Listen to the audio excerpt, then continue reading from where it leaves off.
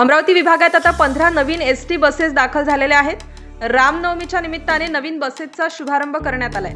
रवी राणांनी स्वतः एसटी चालवून शुभारंभ केला। आमदार रवी राणा यांनी मुख्यमंत्री देवेंद्र फडणवीस यांच्याकडे अमरावती एसटी विभागाला 15 नवीन बसेसची मागणी केली होती।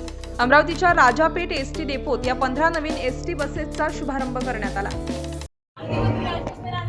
आज रामनवमीच्या शुभपर्वावर राज्याचे मुख्यमंत्री देवेंद्र फडणवीस साहेब आणि परिवहन मंत्री यांच्याकडे सातत्याने पाठपुरावा केला की श्री राम भगवंताच्या जन्मोत्सव निमित्त अमरावती शहरामध्ये अमरावती जिल्ह्यामध्ये 15 बसेस या अमरावती जिल्ह्यामध्ये नवीन लाल परी आपण उपलब्ध करून दिलेले आहे। मेलघाट भागा, वसुदेवा, परतवाडा, अचलपूर, चांदूर बाजार, तिवसा, बंडेरा, अमरावती या सगळ्या परिसरामध्ये 15 लाल परी याचा आज खऱ्या अर्थानं जनतेच्या सेवेसाठी उद्घाटन झालेलं आहे। आणि 5 लाल परी आपण या ठिकाणी राजापेठ बस स्थानकातून बंडेरा मतदारसंघासाठी इथे उपलब्ध करून दिलेले आहे।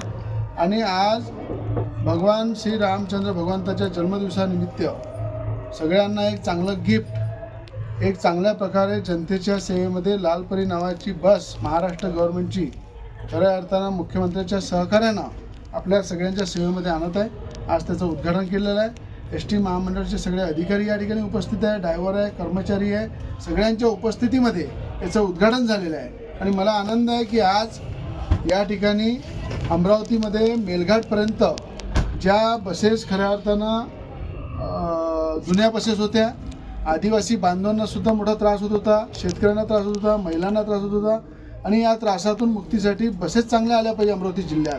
अमरावती जिल्ह्यामध्ये चांगल्या बसेसमध्ये आमचे जे शिक्षण शिकणारे मुली आहे त्यांना चांगली सुविधा मिळाली पाहिजे। या दृष्टिकोनातून आज रामनवमी निमित्त या बसेसचं उद्घाटन केलेलं आहे। सगळ्या जनतेच्या सेवेमध्ये सुरू केलेले आहे आणि सगळ्यांना रामनवमीच्या मनापासून शुभेच्छा देतो। राज्याच्या मुख्यमंत्र्यांना धन्यवाद मानतो। आपल्या परिवहन विभागाचे मंत्री आपले प्रताप सर यांचे सुद्धा धन्यवाद मानतो आणि आज सगळ्यांच्या उपस्थितीत जनतेसाठी लाल परी सुरू करतो। राज्यासह गावखेड्यातील वेगवान घडामोडी पाहण्यासाठी आजच आमच्या जनविकास न्यूज चॅनलला लाईक, सबस्क्राईब करायला विसरू नका।